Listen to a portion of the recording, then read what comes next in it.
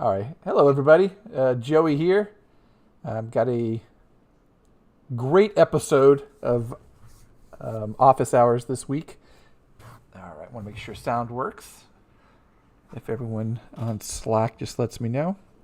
Um, got my boss, Chris Seline. All right, Chris, you're on the air. People can see your face now. Hello, everyone. Thanks, Joey, for having me here. I'm wearing gym shorts, no shoes, sitting in my house. Like this is the internet lets us do some amazing things. Produce a TV show.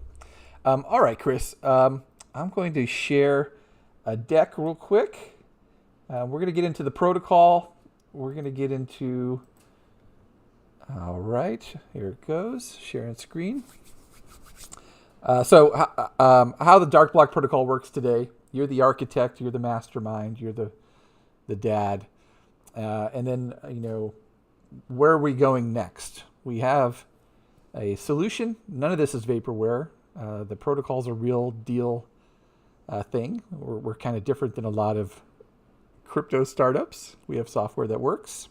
And then we're already focused on, the next version. So first things first, this is the most important thing since you were my boss. Chris, last week, the Office Hours had 3.4 thousand views. I know there's a big contract renegotiation that we're going to talk about that you're finding out about right now. Yep, tens of dollars increase. I'm the Mr. Beast of encryption protocol YouTube. All right, that didn't go over as well as I had hoped. All right. Send bags of money, Chris. My ego's out of control. Chris, who are you and why did you start this company? Yeah, so who am I? So I'm just a guy. I live in Washington, D.C. I've done a number of startups before. This is my fourth. So had some VC-backed stuff, did a bootstrap, did an angel funded. It was mostly in search technology, so handling a lot of data, indexing data, algorithms. Did some natural language processing, some other machine learning type stuff involved with those search engines. So kind of tech heavy stuff, analytics. But I was working as an architect, data architect for a company. Kind of wasted my life away, honestly. Wanted to shoot myself in the head on a daily basis. And my wife's like, "You got to do a startup." I'm like, "I don't have any ideas. I don't. I have to feel passionate about something. Can't just go start something." So my cousin Jeremy, who is a founder here at Darkblock, he calls me up. This was February of last year. He's like, "This NFT thing is blowing up." He's like, "It's not figured out yet, so go figure something out." So I was like, okay. So I looked at what was going on, and started talking with friends. Like I saw the power of the NFT, absolutely. But as I was talking with friends, they're like, "What do I get exactly when I buy an NFT?" And I'm like, you own it." I'm like, all the young people understand it. I know we're old, like we don't understand it, but you own it. And they're like, "Yeah, but what do I get?"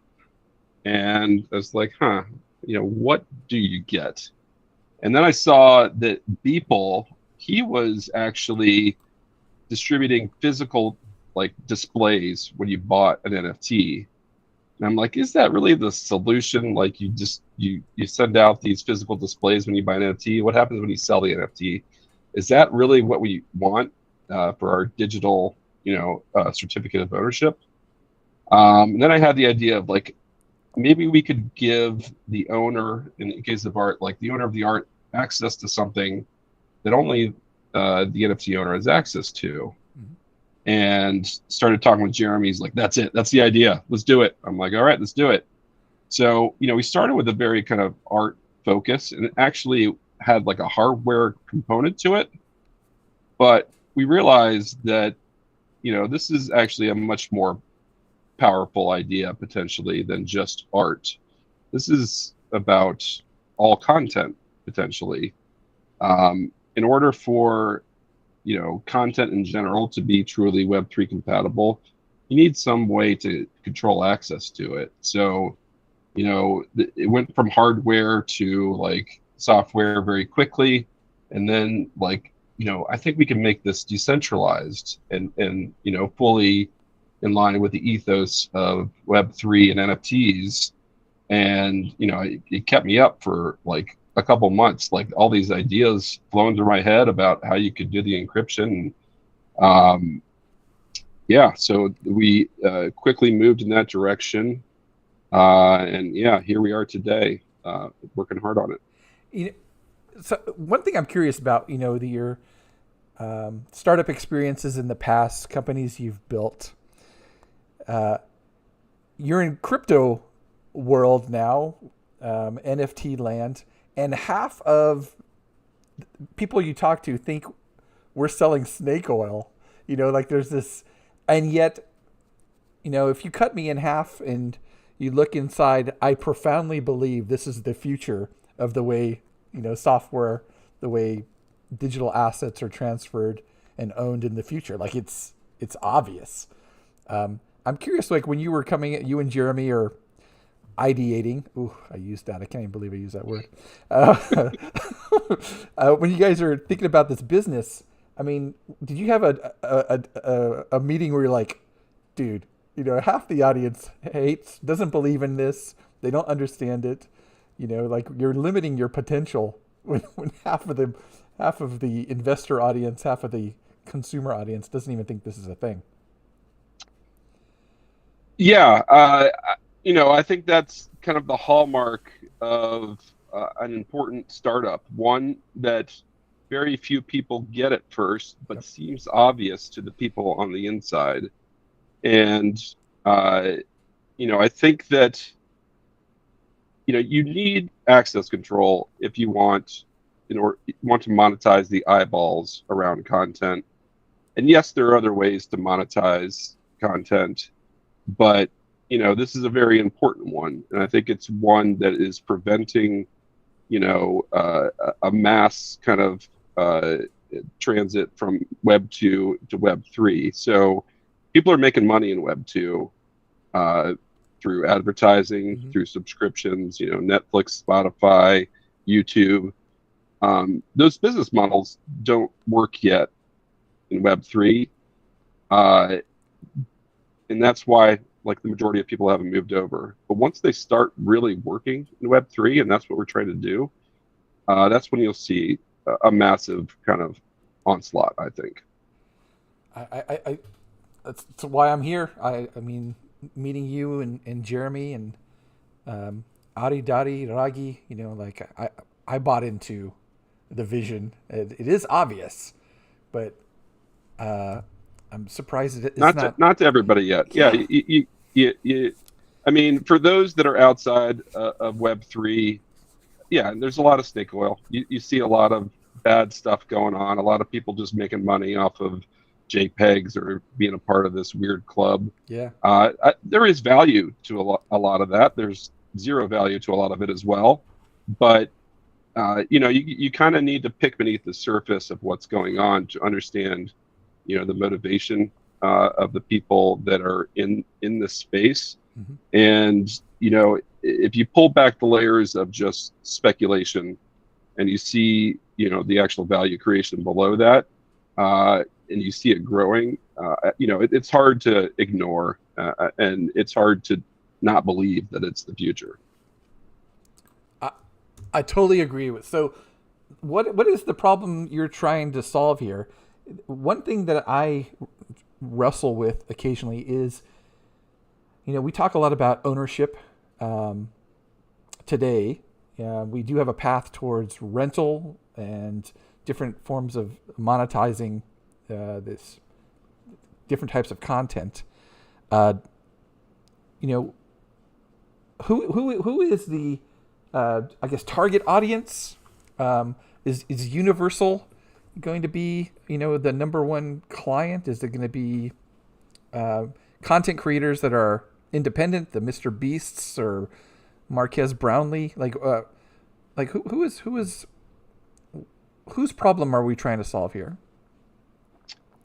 Yeah, I mean, we talk a lot about the creator economy at Darkblock and how it's rapidly growing, but we believe that there are kind of walls in place put up by these big platforms that control the monetization and distribution of content. So, you have, I saw one statistic that there are over 2 million professional content creators out there. So people that make a living just creating content. That's a lot, but we think that number is just a drop in the bucket because once you can start to control how you monetize your content much more finely, you can develop kind of interesting ways to engage with the community and make money off of a very small but hardcore community, which is almost impossible with these big platforms. So for Spotify, saw some statistic recently that the guy that wrote Happy made like $6,000 from streaming at like 200 million. I don't know what the exact numbers are, Right. but he made like $6,000 for this song that literally everybody in the world knows off of Spotify. And it's like that doesn't work for the small person. Like you can't monetize at 0.00001 cents per stream. So if you are developing something that has a very hardcore but small audience, you need to be able to custom tailor that business model and work more directly with them, not follow the platform rules, and have more control of your distribution and your monetization. And so, we think that we can expand that creator economy to 10, maybe even 100x of what it is today, where people can make a living doing the things they love. I mean, are we waiting for a creator who drags the other creators? So, on YouTube, there are certain moments in time. I'm trying to think videos, maybe the Lonely Island guys, the Chronicles of Narnia, like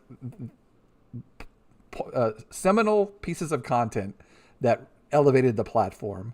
On Twitch, there's moments where a different gamer has arrived or Drake is playing with somebody, and then next thing you know, there's 500,000 people watching. So, what are your thoughts on? Are we waiting for a Justin Bieber moment in Web3? Maybe not Maybe, him. yeah. Honestly, I don't know what's going to be the catalyst. If I knew what was going to be the catalyst, we'd be putting all our effort into that Yeah. to make sure that we're a part of that. I think all of Web3 is at a kind of a tough crossroads where they're like, we know this is the future, but like, how do we make this the present as quickly as possible? I don't know the answer to that. I'm excited. I do think there's going to be a moment,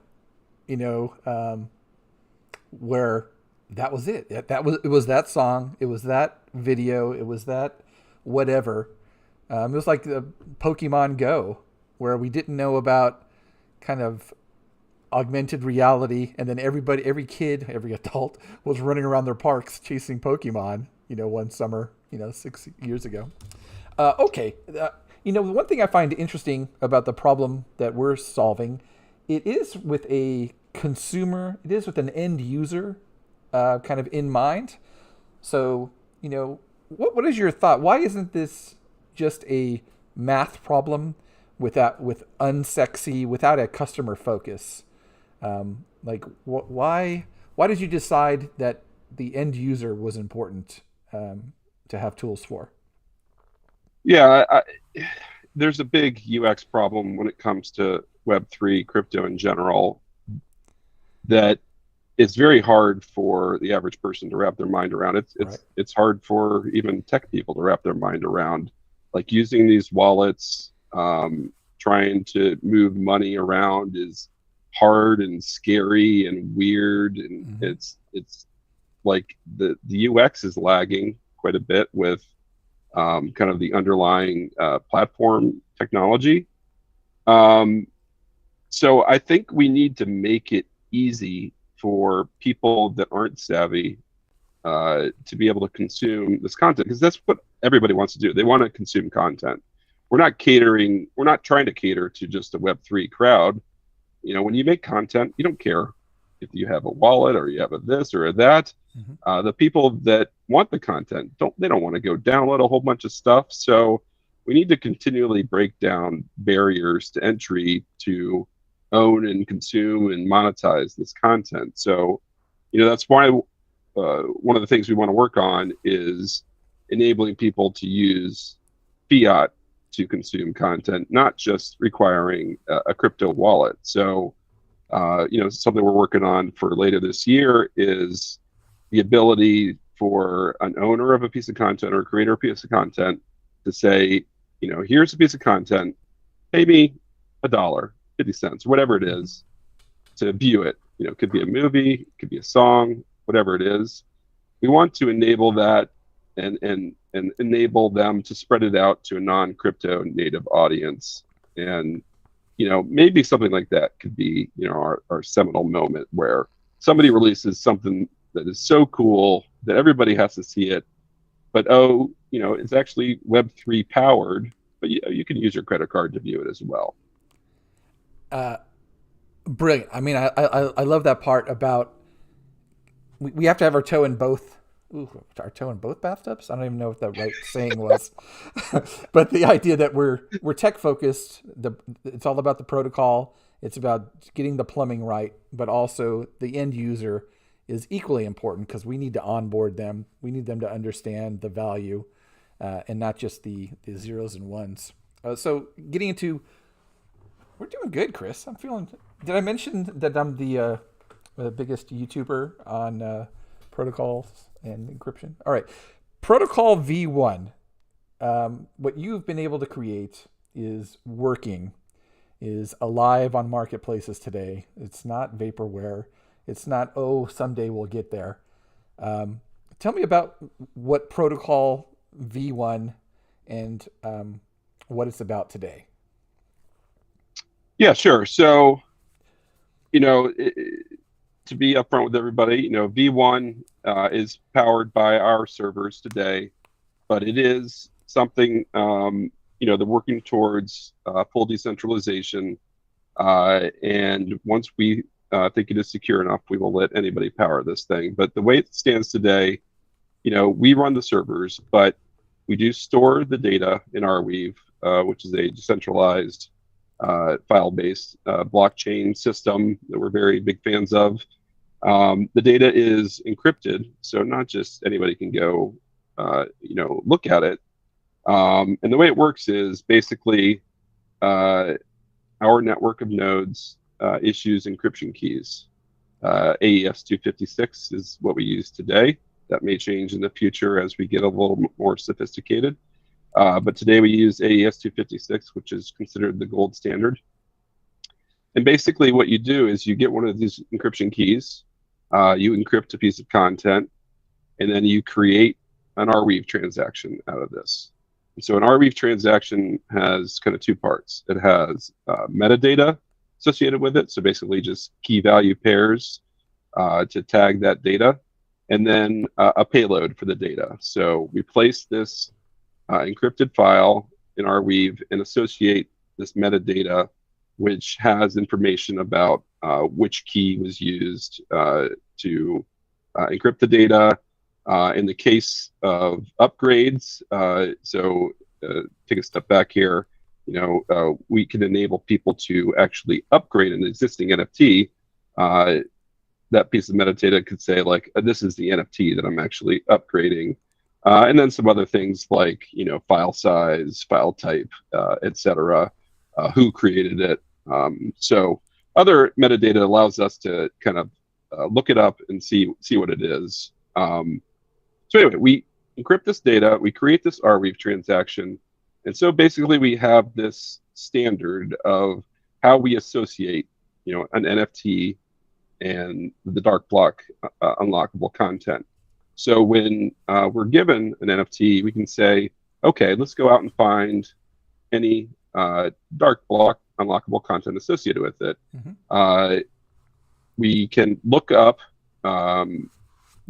what dark blocks are associated with this particular NFT by leveraging Arweave's GraphQL interface. So basically a query language where you can say, give me all the Arweave transactions that have this piece of data or that piece of data. So in the case of an upgraded NFT, I would say, give me all of the Arweave transactions that say type dark block and NFT ID, this NFT ID. Mm-hmm. And so we can get a list of those. And we do that. You're showing a little bit of our player there, which is a nice piece of JavaScript that enables people to consume these dark blocks. But basically, we get this list, so we know what's associated. But then we need to be able to give access to this content as well. So we've identified it this way, mm-hmm. but now we want to go and actually decrypt and consume this content. So the way we do that is you would use your crypto wallet, and you need to create a signature. And the signature is not something that can be duplicated by anybody. The signature is something that only the owner of a wallet can create. And so you say, hey, I'd like access to this particular unlockable piece of content that's associated with this NFT. Here's my signature that proves I own this NFT. And you send this information to one of the protocol nodes. The node says, yes, you should have access, and therefore I will go ahead and decrypt and deliver. Or it says, no, you actually don't have access. You don't own this. Yep. And in the future, you actually didn't pay to access this, but we certify whether or not it should have access, and then we can decrypt and deliver the content to you. So that's the way it works, V1, and we can talk a little bit about V2 as well. Well, the one thing that I've found is just the flexibility of the protocol. So you can mint the dark block before the NFT is created, associate the dark block with the NFT on the NFT minting point, and then there you go. And then we also have the ability to support you mint the NFT on whatever marketplace of your choice, upgrade that NFT with dark blocks and different types of unlockable content. And then kind of the third is just the bulk collection upgrade. I have 10,000 PFPs, and I want to reward everybody who is a customer, who's a fan, who's a community member, who's a supporter of my project with additional content, behind the scenes, comic book, XYZ. So that part I always find is amazing. It's a challenge for us to communicate to end users. It's certainly a challenge. Yeah. It's this bicycle with horns and all kinds of stuff. And we built it that way because you want flexibility. All right. So the future, and this is like the hard part. Maybe talk through the future of the node. Yeah. So, in order for us to make this whole process secure, we are going to leverage trusted execution environments. Now, a trusted execution environment is basically an area of a CPU where you can execute code that can't be inspected from the outside, even if you have access to the OS. So Intel SGX is an example of this technology. Many people have heard that term, but kind of don't really know what it is. And, it's something I've learned over the past year and a half. But basically, we can distribute code. We can verify that a particular piece of code is running in this environment. And we can enable these environments to handle keys very securely, so that even if we enable full decentralization of this protocol where anybody comes and powers it, we can basically certify that you can't access the keys and the content that people are protecting with Darkblock. That's what folks never kind of get, right? Decentralization and key storage That's like a conflict. I can't give the world Yeah, the keys. it's like oil and water. Yeah. There are others that have taken, kind of a different approach where, um, you actually require a number of different nodes to work together to construct a key, but then you deliver the key to the end user and you deliver the encrypted content to the end user and then they decrypt it themselves. Now, that's a good solution for some circumstances. The problem is once that key is out there, then all you need to do is distribute the key and say, oh, there's the content over there. I've got your key. Go get it whenever you want. And we had one very large music company who I don't want to name, but yeah, they basically asked us, like, so what happens when the key gets out? Like, is this content available for everybody forever? I'm like, um, yeah, if we did it that way, where we were distributing keys, then yes, that would be a big problem. And that is why we have come up with the idea of actually doing content re-encryption, where inside the trusted execution environment, we would actually re-encrypt the data. So it's stored in Arweave.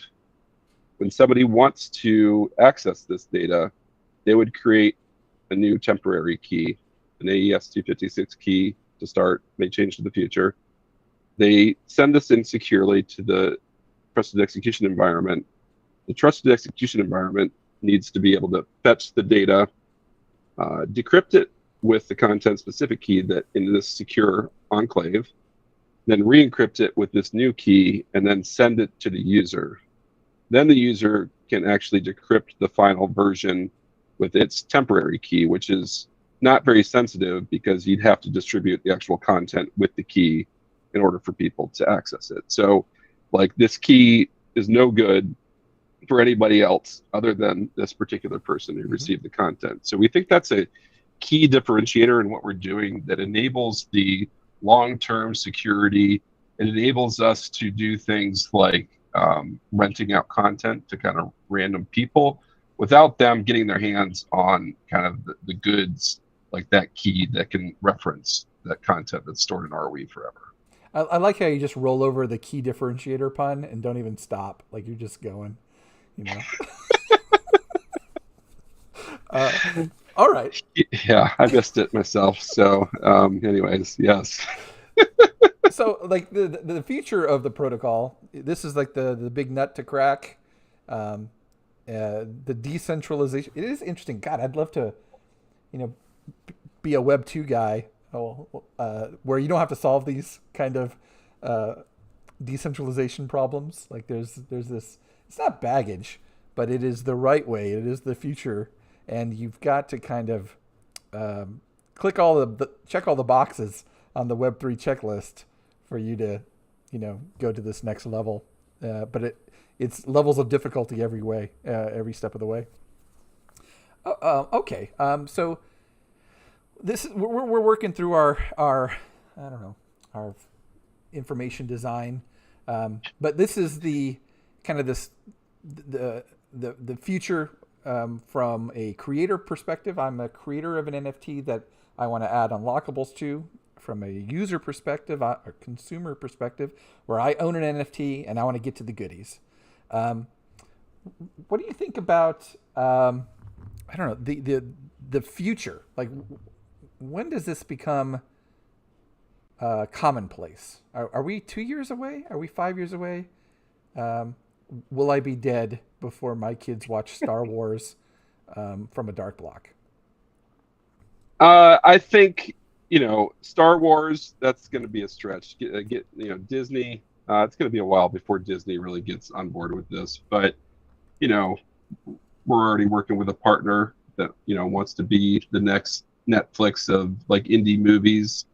I think people will be watching. Oops. Okay.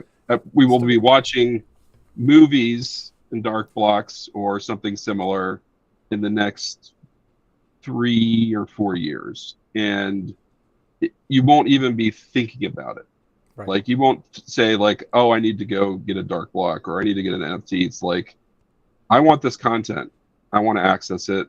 It happens to be underpinned by Web3 technologies, but it's delivered to my TV or to my phone or to my desktop. So I think 3 or 4 years, you'll be able to experience that on a daily basis, and you won't notice it. Like this is the land grab. Like this is the Western United States has opened up, and everybody can get a plot of land, and we're off to the races. And all the geeks and the software developers are building out this infrastructure because this is where we're going to live. So a couple of years, okay. And being here already about 6-7 months, I didn't have any gray hair before I started, Chris. I was very thin and athletic. So we're 12:31, 31 minutes. Try to keep it tight. Is there anything you want to say to the millions and millions that are listening and watching? I'd say if you're building something around content, even if you're doing a Web 2, come talk with us. We'd love to hear what you're building and see how we can help. We're on this journey and we want to take it with people that, share our ideals, but also we just need to understand the problems that people are facing around their content distribution. And hopefully we're building the right tools to solve them. I think we are. I think, there's always this all or nothing kind of mentality that you hear about, but I think this is just another way to consume. So when I go jump on an airplane, I use my watch to scan in and to get on the plane, and my dad prints out tickets and puts it in an envelope. So, Southwest Airlines supports both users. So, the idea with consuming content, I will still subscribe to things. I will own things that I want to support the content creator, and then I will rent things where these disposable things that we watch all the time. So, okay, Chris, thank you for keeping me gainfully employed. I think this is pretty good. Yeah. Yeah. Thanks, Joey. I hope this is great. All Appreciate right. it. Hey, everybody. Next week, we're going to go talk to, a couple of things. One, we have documentation, docs.darkblock.io. The brilliant tag team of Ragi and Dari have delivered the goods. If you go to darkblock.io and click docs, you'll see some magic. And then next week, we're talking to Adam Karen, one of the founders of Exchange Art, and we're going to get into a number of very controversial topics. I'm very excited to talk to him. All right. You guys have a good week. Thank you.